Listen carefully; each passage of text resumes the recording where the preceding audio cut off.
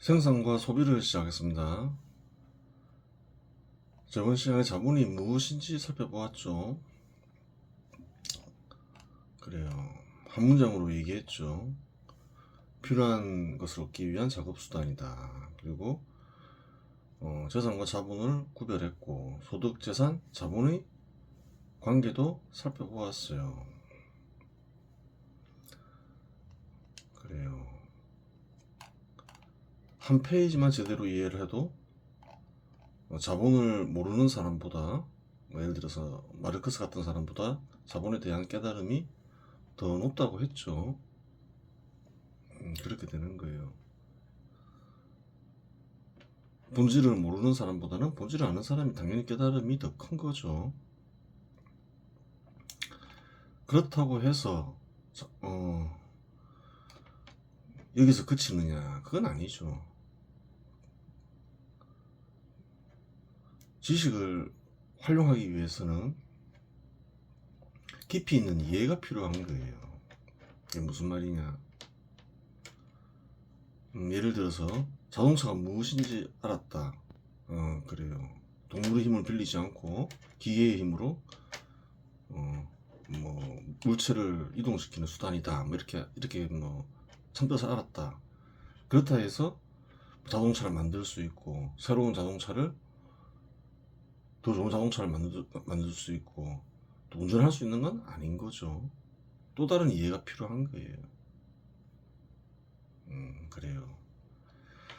또 깊이 있는 이해를 위해서 또 다루어 봐야 되겠죠.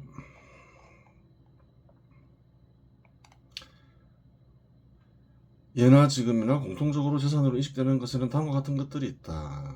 예전에 언급했죠. 살펴보면 되죠. 생산과 소비 일부에서 얘기했죠. 토지, 생물과 같은 자연. 이런 자연이 어떻게 자본이 되느냐. 그건 살펴보았어요.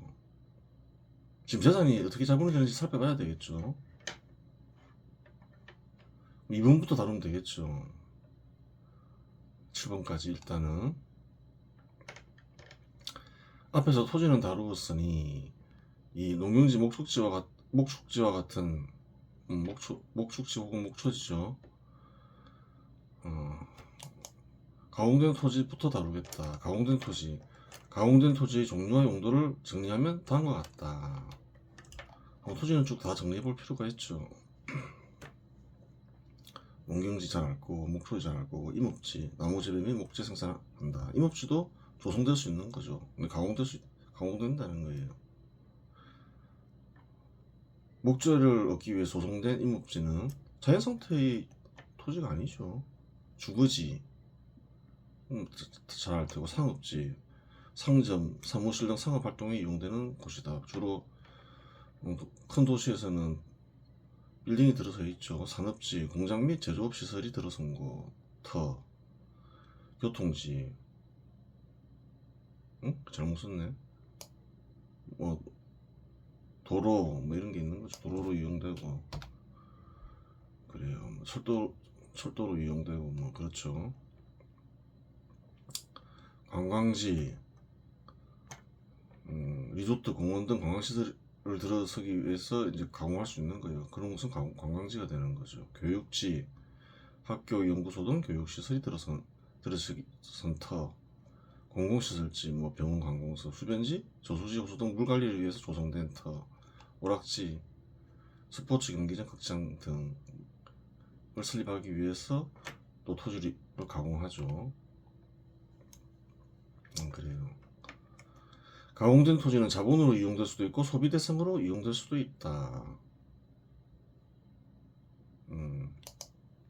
재산인 가공된 토지는 그렇죠. 즉 필요한 것을 위한 작업수단으로 이용되면 자본이 되고 욕구와 욕망을 실현하기 위해 이용되면 소비 대상이 된다. 통상 토지를 가공할 때는 목적이 정해져 있지만 목적대로 활용된다는 보장은 없다. 주거는 무슨 말인지 봐야 되죠. 주거지는 휴식용가, 주택으로 이용된 주택을 만드는 데에 이용되는 주거지는 휴식용가, 수면력을 해결하기 위한 소비 대상으로 만들어졌지만 경우에 따라서는 자본으로 활용될 수도 있다. 무슨 소리냐. 이렇게 깊이 있는 이해를 하기 위해서는 생각을 깊이 해봐야 돼요. 주택은 사람들이 휴식욕과 숙면욕을 해결하기 위해서 만든 대상이니까 소비 대상이구나. 그렇게만 생각해서는 안 된다는 거예요. 예를 들어 사업체가 근로자들에게 일을 시키는 일환으로 주택을 제공하였다면 그러한 주택은 자본으로 활용된 것이다. 또 다른 사례가 있을 수 있잖아요. 예를 들어서 건설업체가 있어요. 아파트를 지었어요. 아파트는 뭔가요? 주택이죠. 근데 팔아서 소득을 얻으려고 해요. 그러면 그 건설사의 입장에서 주택은 뭔가요? 자본이 되는 거예요. 필요한 것을 얻기 위한 작업수단이 자본이라 했잖아요. 소득을 얻기 위한 작업수단이잖아요. 건설업체 입장에서 볼 때 주택은.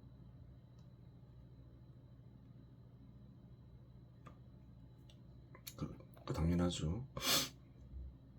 농경지는 곡물, 채소 등 식량을 얻기 위한 작업수단으로 만들어졌으므로 자본으로 활용된다. 하지만 경우에 따라 소비 대상으로 이용될 수도 있다. 예를 들어 농경지가 단순히 휴식과 농촌 체험을 위한 관광지로 사용된다면 그러한 농경지는 소비 대상으로 활용된 것이다.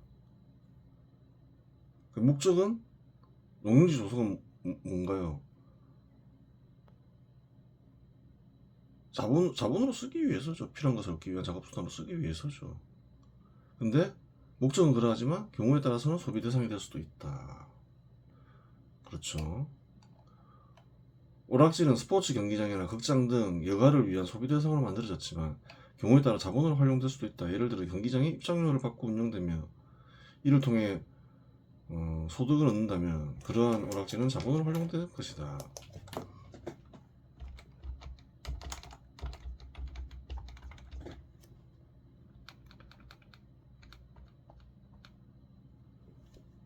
그래요.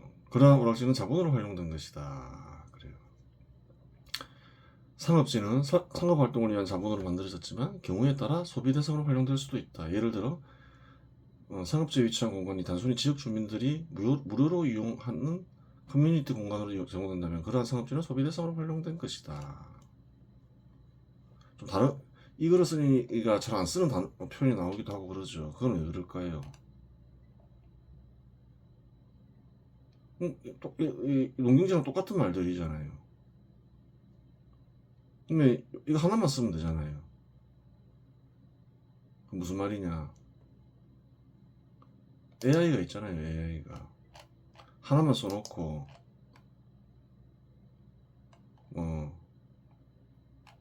하나만 써놓고 하나만 써놓고 이제 똑같이 써봐. 그러면 쭉 쓸 거 아니에요. 똑같이 쓰라 했으니까. 똑같이 쓰다 보면 자기 나오면 똑같이 쓴다고 생각하는데 이거를 이가 안 쓰는 이제 표현을 쓰기도 하죠. 그런 건 바꿔주면 되잖아요.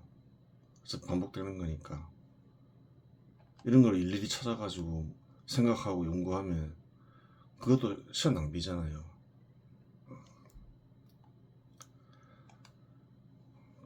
그래요. 근데 하나씩 살펴볼 필요는 있겠죠. 그러면 이제 이해가 깊어지니까. 살펴보았듯이 가공된 토지는 자본이 될 수도 있고 소비 대상이 될 수도 있다. 또한 중요한 사실은 가공된 토지는 누군가에게는 자본이 되지만 누군가에게는 소비 대상이 될 수도 있다. 이건 무슨 말이냐 봐야 되겠죠. 누군가에는 자본이 되지만 누군가에는 소비 대상이 되는 대상의 특성을 대상의 양면성으로 규정하자. 무슨 말이냐 생각할 수 있잖아요. 이 대상이 이렇게 규정이 나오면 한번 생각을 해보라는 거예요. 그럼 이해가 깊어진다는 거예요. 규정할 때는 또 그만한 이유가 있으니까 규정을 하겠죠. 인식하는데 필요하니까 규정을 하는 거예요.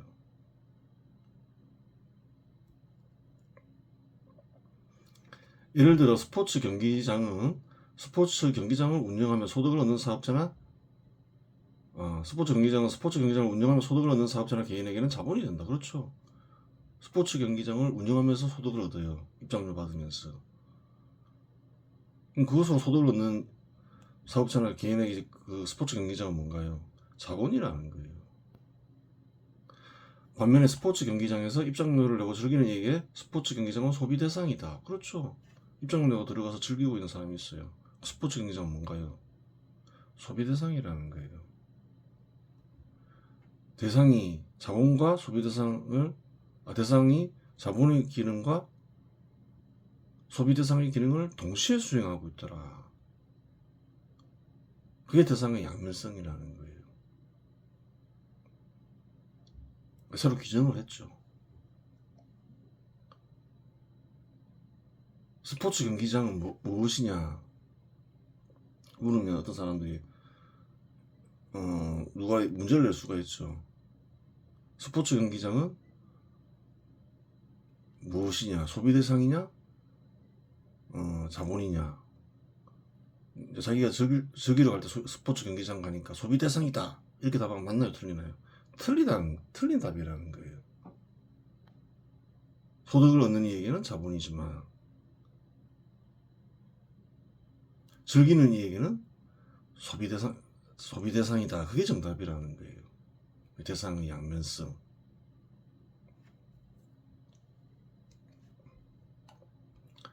살펴보았듯이 가공된 토지는 소비 대상으로 이용될 수도 있고 자본으로 이용될 수도 있다. 하지만 사용이 중단될 수도 있다. 그런 경우에 이르면 가공된 토지는 소비 대상도 아니고 자본도 아니다. 그다음 가공된 생물을 봐야 되죠. 재산에는 가공된 생물도 있으니까 예전에 다 설명했죠. 이렇게 쭉 써놓으면 그 다음 글은 어떨까요? 쓰기가 쉬울까요? 어려울까요? 굉장히 쓰기 쉽죠. 가공된 토지부터 여기까지 입력을 해놓고 가공된 생물을 똑같이 써봐. 그러면 AI가 쓸 거 아니에요. 똑같은 형식으로 쓰라면 쓸 거 아니에요.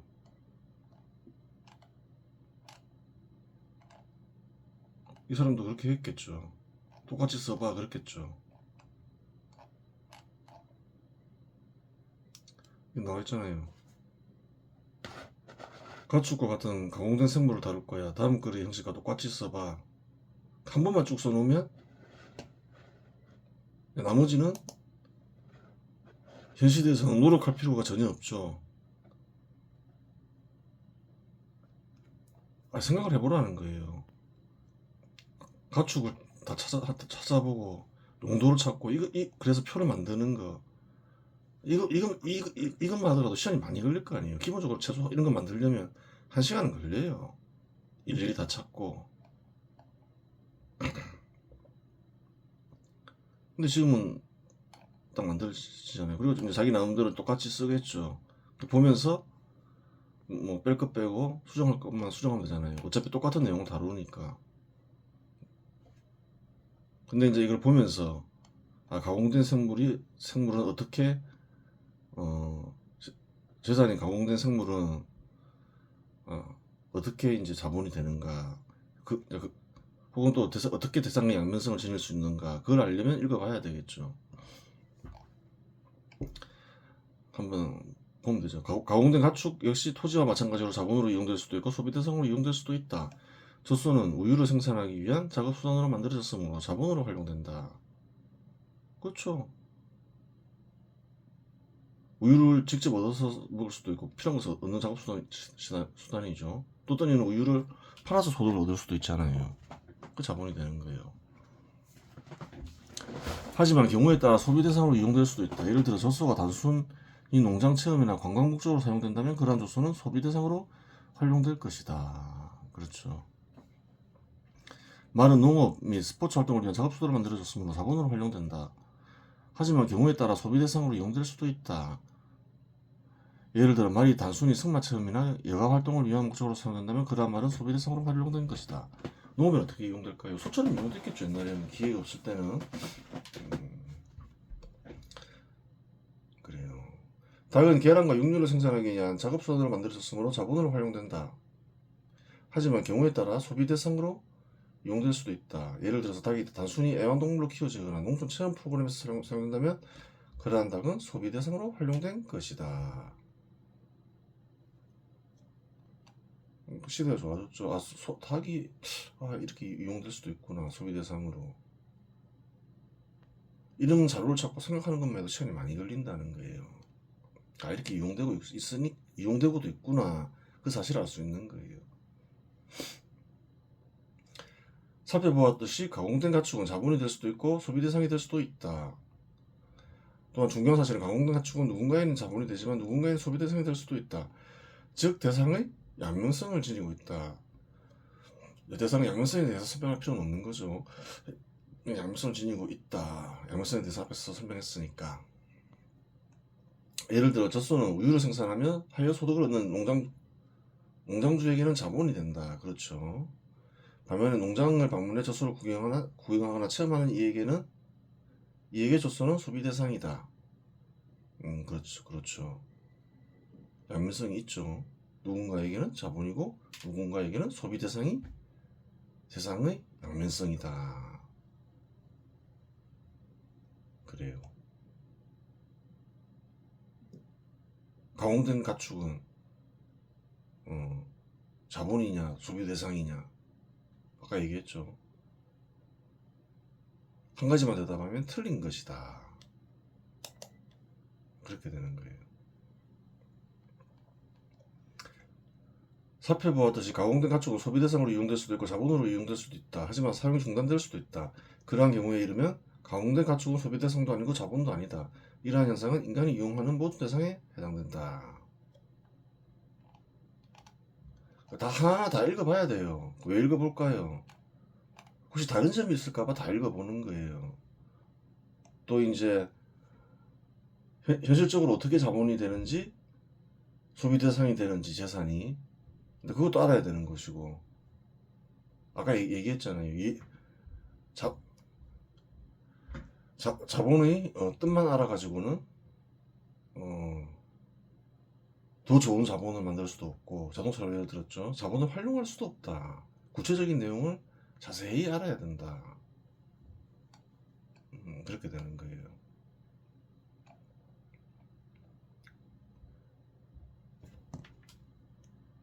요즘 그런 내용을 알기도 쉽잖아요. 얘한테 물어보면 알아서 방대한 입력되어 있으니까 모르던 것을 다 모르고 있던 것을 알 수 있잖아요. 얼마나 편해졌어요.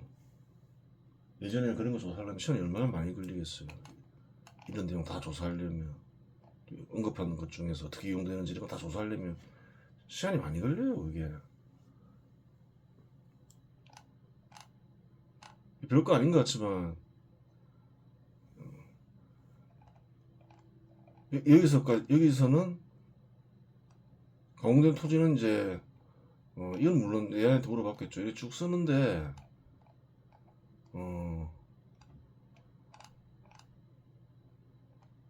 어느 정도 시간이 걸릴까요? 하루 걸려요. 다 조사하고 이렇게 하려면 조사를 이제 AI가 해주니까 한 여기까지 쓰는데 뭐 한두 시간이면 썼지만 다 조사하면서 쓰려면 하루 걸린다는 거예요. 근데 지금 하나 딱 만들어 놓으니까 이제 그 다음 건 어떻게 되나요? 이것도 하루 걸리겠죠. 그러면 마찬가지로 다 조사하고 쓰려면 좀 덜 걸리겠죠. 말이 반복되니까 그래도 한 반나절 걸린다는 거예요. 그런데 이제는 물론 이제 AI가 한 1분 만에 한 몇 초 만에 쓰죠. 내용을 확인해야 되니까 읽어보면서 한 30분이면 끝난다는 거예요.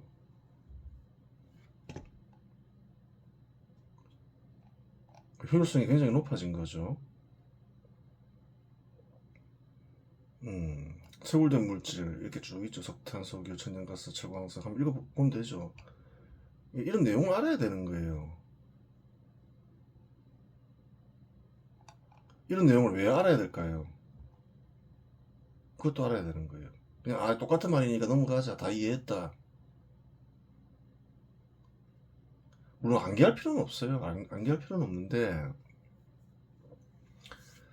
왜 다 이렇게 그냥 넘어가라, 다 알았다, 더 쓰지 마라, 다 써야 되는 이유가 있는 거예요. 그 왜 그러냐면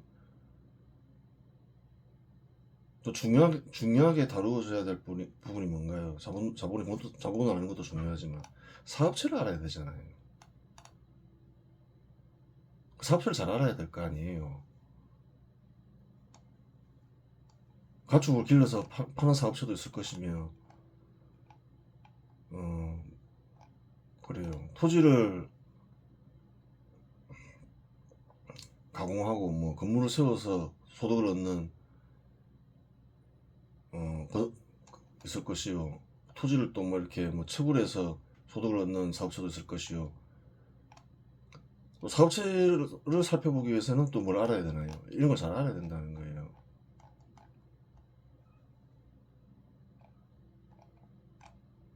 아까 얘기했잖아요.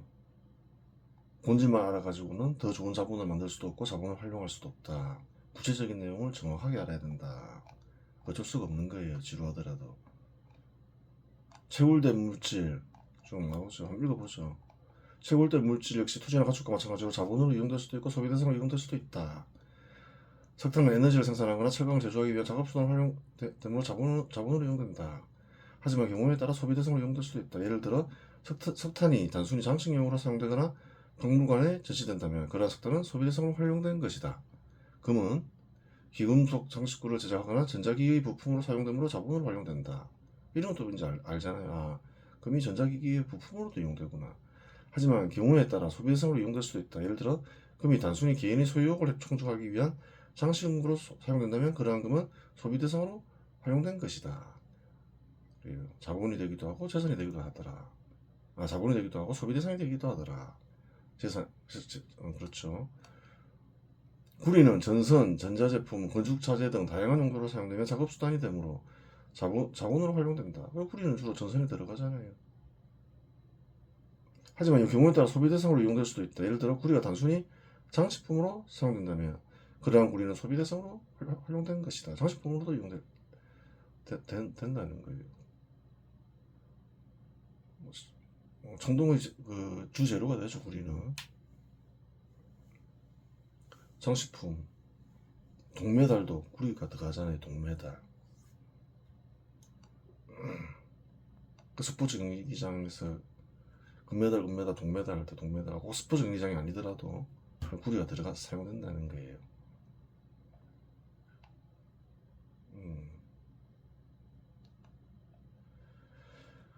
살펴보았듯이 채굴된 물질은 자본이 될 수도 있고 소비 대상이 될 수도 있다.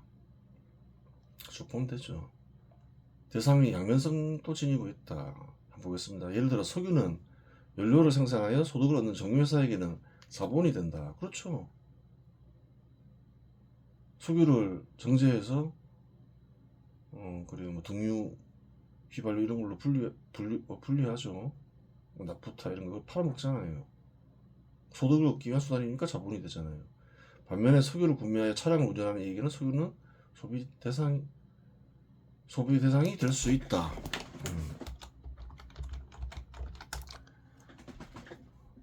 차량을 운전하는 이는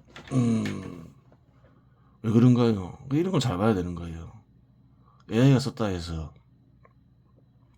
안심하면 안 되는 거예요. 차를 가지고 즐기는데 이용할 수 있죠. 그때는 소비 대상이 되지만 또 그 석유를 구매한 사람이 소득을 얻는 수단으로 사용할 수 있잖아요. 뭐 트럭 같은 걸 사가지고 뭐 봉고 이런 거 사가지고 이용할 수 있겠죠. 그때는 뭔가요? 차량 운전하는 이게 그것은 또 자본인 거예요. 소득을 얻기 위한. 될 수 있다 이렇게 써야 되는 거예요. 살펴보았듯이 채굴된 물질은 소비 대상으로 이용될 수도 있고 자본으로 이용될 수 있다. 하지만 사용이 중단될 수도 있다. 그러한 경우에 이르면 채굴된 물질은 소비 대상도 아니고 자본도 아니다. 그렇죠. 이러한 현상은 인간이 이용하는 모든 대상에 해당된다. 그래요. 그렇죠. 같은 말이니까 넣을 필요 없죠. 이거는 지워주고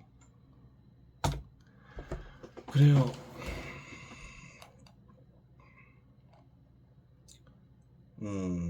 오늘 배운 내용 중 핵심 뭔가요?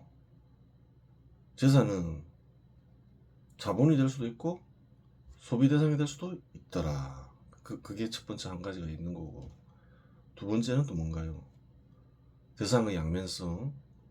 누군가에게는 자본으로 기능하고 있는데 동시에 누군가에게는 소비 대상으로 기능하고 있더라. 그래요. 소비 대상으로 활용할 수도 있고 자본으로 활용될 수도 있는데 활용을 아예 안 해보면 어떻게 되나요? 그럼 자본도 아니고 소비 대상도 아니고 그건 뭔가요? 단지 재산일 따름이 된다. 그렇게 되는 거죠. 이번 시간에서 마치겠습니다.